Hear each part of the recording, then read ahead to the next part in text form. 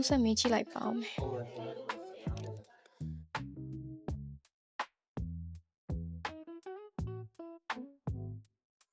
ဟယ်လိုတကယ်ချင်း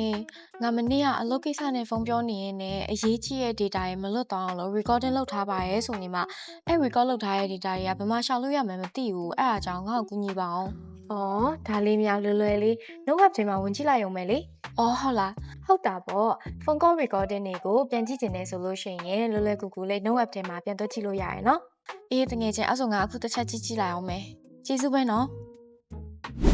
iOS 18.1ကနေစပြီးတော့ phone call တွေကို recording လုပ်ထားလို့ရတာကိုသိပြီးလောက်မှာပါ